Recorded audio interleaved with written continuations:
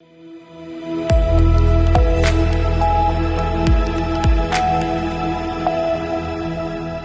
के बाद आप सभी का स्वागत है सी न्यूज़ भारत में। नमस्कार, मैं हूं रत्ना।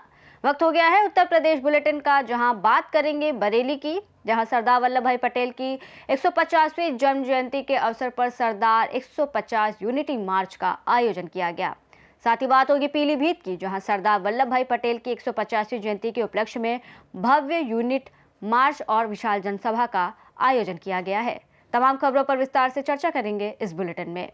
बरेली के आंवला में लौह पुरुष सरदार वल्लभ भाई पटेल की 150वीं जन्म जयंती के अवसर पर आंवला में सरदार 150 यूनिटी मार्च का आयोजन किया गया। मार्च गुलड़िया स्थित गौरी शंकर महाविद्यालय से रामनगर पेट्रोल पंप तक निकाला गया। इस मौके पर कैबिनेट मंत्री धर्मपाल सिंह मौजूद रहे। उन्होंने कहा कि ये मार्च राष्ट्रीय एकता, अखंडता और सरदार पटेल के योगदान को याद करने का अवसर है।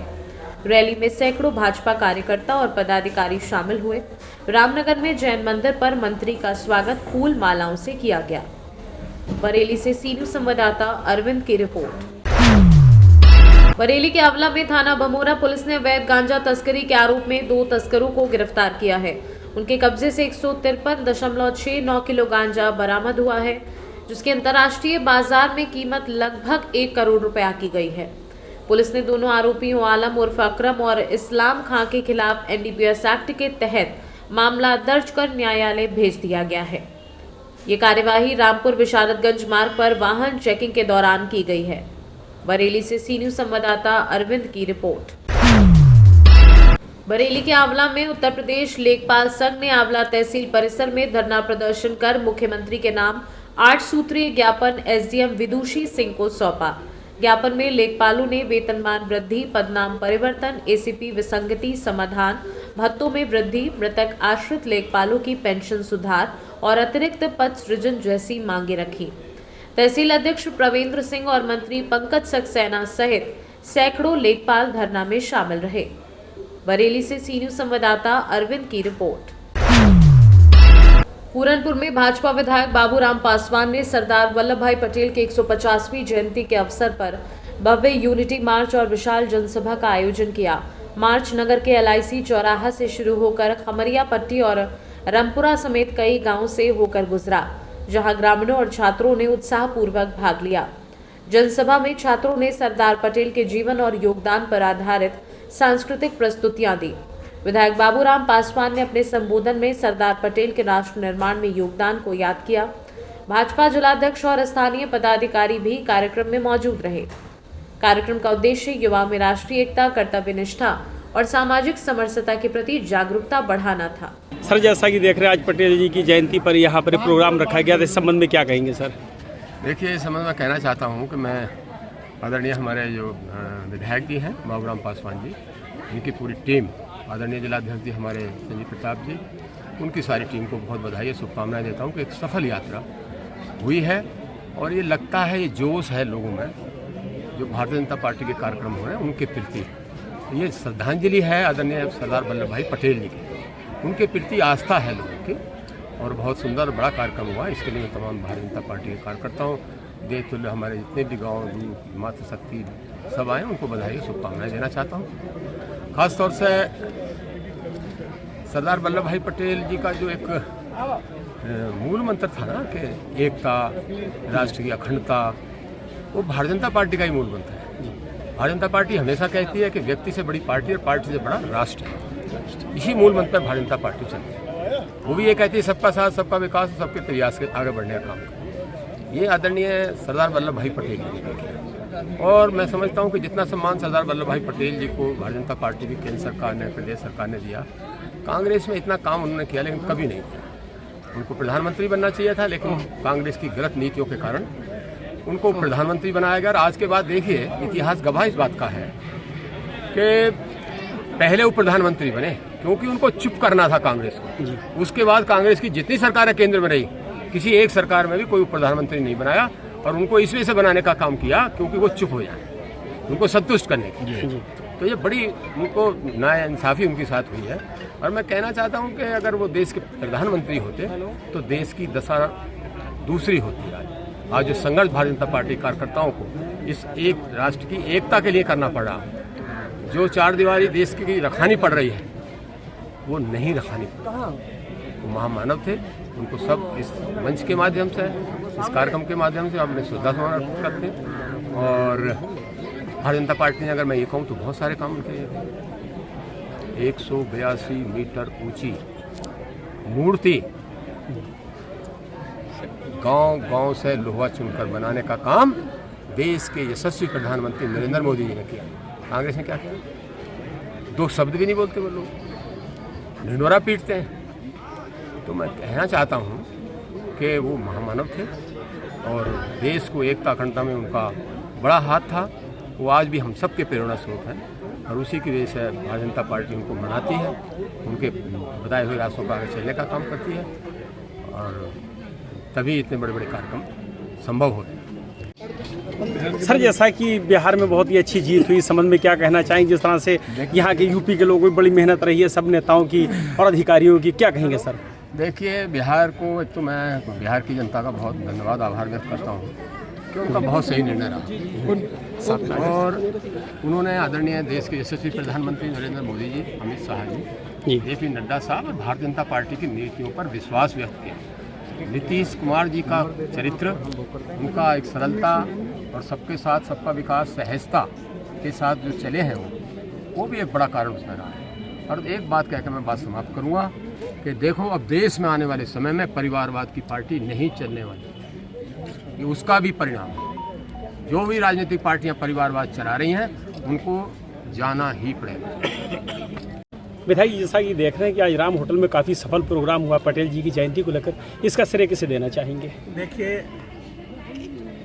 भारतीय जनता पार्टी विश्व की सबसे बड़ी पार्टी है और हम सब उस पार्टी के कार्यकर्ता हैं, संगठित हैं और सभी लोग कार्यकर्ता के रूप में जब कार्य करते हैं तो सारे प्रोग्राम भारतीय जनता पार्टी के सफल होते हैं। आप लोगों ने देखा हो, आज हमारे बीच में मुख्य अतिथि के रूप में यमल आदरणीय हरि सिंह ढिल्लों जी हैं। अभी आपने अपने उद्बोधन में जिस प्रकार बताया कि आज सरदार वल्लभ भाई पटेल ने 24 घंटे में पूरे भारत की रियासतों को तोड़कर अखंड भारत बनाने का जो कार्य किया है, उसके बावजूद भी कांग्रेस ने उनको सम्मान नहीं दिया। आज भारतीय जनता पार्टी ने सम्मान दिया।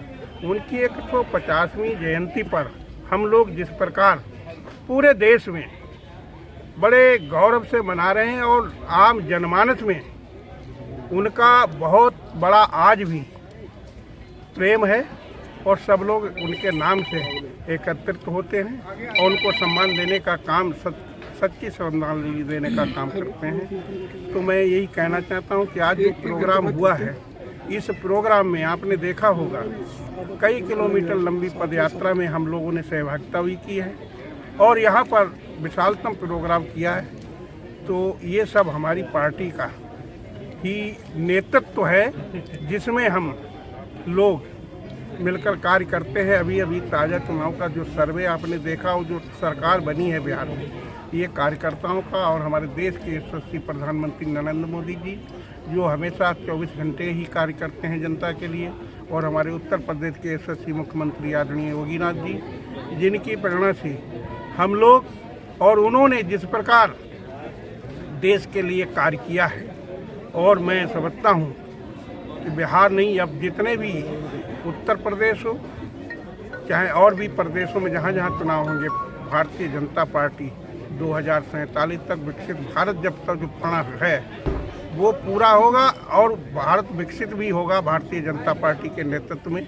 और आज के सफल इस प्रोग्राम में आप लोगों ने देखा, मैं स्वतः ही यहाँ के सभी अपने पूरनपुर के आम जनमानस मातृशक्ति को धन्यवाद देता हूँ और हर प्रोग्राम सफल होंगे, ये मेरा विश्वास है। पीलीभीत से सी न्यूज़ संवाददाता हसन खान की रिपोर्ट। सहारनपुर में डिप्टी सीएम केशव प्रसाद मौर्य ने विपक्ष पर तीखा हमला बोला है। उन्होंने कहा कि राहुल गांधी, अखिलेश यादव और तेजस्वी यादव चाहते हैं कि भाजपा कार्यकर्ता जमीन पर काम ना करें, लेकिन ये नामुमकिन है। मौर्य ने कहा कि अब जाति धर्म की राजनीति से सत्ता नहीं मिलती। भाजपा शासन में चुनाव पारदर्शी हुए हैं, न हत्या न बूथ लूट। उन्होंने चेतावनी दी कि भ्रष्टाचार में लिप्त अधिकारी चाहे नौकरी में हो या रिटायर, जेल भेजे जाएंगे। आतंकवाद पर उन्होंने कहा, देश में कहीं भी कोई आतंकी छिपा होगा तो सुरक्षा एजेंसियां उसे निकालकर खत्म करेंगी। मौर्य ने स्पष्ट किया कि कश्मीर के लोग देश के दुश्मन नहीं बल्कि दुश्मन वे हैं जो साजिश रचते हैं। उन्होंने कहा कि भाजपा मुसलमानों के खिलाफ नहीं है, लेकिन देश से गद्दारी करने वालों पर सख्त कार्यवाही होगी। यूपी में पकड़े जा रहे आतंकियों को उन्होंने चौकन्नी एजेंसियों की सफलता बताया। इस देश के 3 नेता, एक तो कांग्रेस के श्री राहुल गांधी और उत्तर प्रदेश में एक उनके जोड़ीदार हैं पूर्व मुख्यमंत्री श्री अखिलेश यादव, और उन्हीं की जोड़ी में शामिल हो गए थे श्री लालू प्रसाद यादव के बेटे श्री तेजस्वी यादव। यह लोग सोचते हैं कि काम भारतीय जनता पार्टी के बूथ अध्यक्ष से लेकर के हमारे राष्ट्रीय अध्यक्ष तक करें और चुनाव में जीत कांग्रेस की हो जाए, सपा की हो जाए, राष्ट्रीय जनता दल की हो जाए, वह असंभव है। हम लोग जनता के बीच में सेवा करते हैं, मेहनत करते हैं, काम करते हैं, तो जीत हमारी होगी। फर्जी आरोप लगाना, और वह युग चला गया कि आप जातिवाद करके, आप तुष्टीकरण करके, आप बूथ कब्जा करके, आप वोटर लिस्ट में गड़बड़ी करा करके, चुनाव आयोग या अन्य संस्थाओं का दुरुपयोग करके हर चीज को अपने नाम दर्ज करा लेते थे। तो अब वो युग नहीं रहा, और यह सही मायने में लोकतंत्र मजबूत हुआ है। सही मायने में बहुत पारदर्शी चुनाव हो रहा है। ऐसे ऐसे बिहार जैसे राज्य में जहां 1-2 नहीं सैकड़ों हत्याएं हो जाती थी चुनाव के समय, एक भी विवाद, एक भी रिपोर्ट, एक भी पुनर्मतगणना की कहीं से भी बात नहीं आई। तो शांतिपूर्ण और सफल चुनाव में एनडीए को ऐतिहासिक जीत मिली है। इससे ये तीनों तिकड़ी बौखला गई है, और जो बौखला गए हैं उनको जवाब अभी तो बिहार ने दिया है। आने वाले समय में जिन राज्यों में चुनाव होंगे वहां की जनता भी और ये साहब, डबल इंजन की सरकार ने पूरे देश में और उत्तर प्रदेश में भी भ्रष्टाचार मुक्त प्रशासन देने का वायदा किया था जनता को। अभी एक सीओ साहब के पास कानपुर में 100 करोड़ से ज्यादा की संपत्ति निकली है। सहारनपुर में एक इंस्पेक्टर साहब पकड़े गए, उनका 15 करोड़ से ज्यादा की संपत्ति पकड़ी गई है। क्या उत्तर प्रदेश सरकार, जब ये संकेत आ गए हैं कि उनकी जो प्रशासनिक व्यवस्था के अंग है वो इतने बड़े भ्रष्टाचार में लिप्त है, इसीलिए तो अगर मेरी बात पूरा सवाल सुन लीजिए। आप यहाँ के एक पटवारी का करा लीजिए, एक इंस्पेक्टर का करा लीजिए, पता लगेगा कि इतनी संपत्ति है जिसकी आय से 100 गुना जाते हैं। तो क्या उत्तर प्रदेश सरकार ऐसी कोई व्यवस्था कर रही है, उसके विचाराधीन कोई योजना है जिससे अपने सरकारी कर्मचारियों की भ्रष्टाचार पे लगाम लग सके प्रभावी ढंग से? हमारी सरकार भ्रष्टाचार मुक्त भारत, भ्रष्टाचार मुक्त उत्तर प्रदेश बनाने के लिए कृत संकल्प है। और जो पकड़े जा रहे हैं वो इसीलिए पकड़े जा रहे हैं कि उनके खिलाफ जांच होती शिकायत आने पर, और शिकायत नहीं आने पर भी जांच होती है, और जो पकड़े जाने चाहिए वो पकड़े जा रहे हैं। और जो बचे हुए हैं, हमारे माननीय प्रधानमंत्री जी की आपने बात अगर नहीं सुनी है तो उसको दोहरा रहा। प्रधानमंत्री जी ने कहा है, न खाऊंगा न खाने दूंगा, और जिसने भी मेरे देश को, मेरे प्रदेश को, मेरे गरीब को, मेरे किसान को लूट करके खाया है, उसकी जांच करा करके पाई वसूल करके देश की भलाई में, गरीब की भलाई में लगा दूंगा। उसके कारण से बड़े पैमाने पर भ्रष्टाचारियों के खिलाफ कार्रवाई रोज हो रही है, और इस कार्रवाई से विपक्षी नेता बौखला जाते हैं, और फिर जो जांच एजेंसियां हैं जिनका स्ट्राइक रेट 90% से अधिक है, उन पर आरोप लगाते हैं। तो हम उत्तर प्रदेश के अंदर, चाहे वह निचले स्तर का कर्मचारी हो, चाहे उच्च स्तर का अधिकारी हो, उसको लेकर के संवेदनशील है, और क्या क्या जांच किस प्रकार से चल रही है उसको सार्वजनिक करने की आवश्यकता नहीं है। लेकिन कोई अगर इस प्रकार का कृत्य कर रहा है तो यह समझ ले कि वह सर्विस के दौरान भी और रिटायर होने के बाद भी बच नहीं पाए। उत्तर प्रदेश सरकार के एक वरिष्ठ मंत्री ने, इसका संबंध इलाहाबाद से ही रहा है और है, उसने ये जिम्मेदारी ली थी कि उसके बेटे का एनकाउंटर ना हो। देखिए ऐसे अतीक अहमद जैसे अपराधी अल्लाह मियाँ को प्यारे हो गए, उनकी चिंता छोड़िए। और जो गड़बड़ करेगा उसके साथ कुछ भी हो सकता है। जो सही रास्ते पे चलेगा सरकार का सपोर्ट है। धन्यवाद। सहारनपुर से सी न्यूज संवाददाता शाकिर राजपूत की रिपोर्ट। बुलेटिन में फिलहाल इतना ही। देश और दुनिया की तमाम बड़ी खबरों के लिए देखते रहिए सी न्यूज भारत।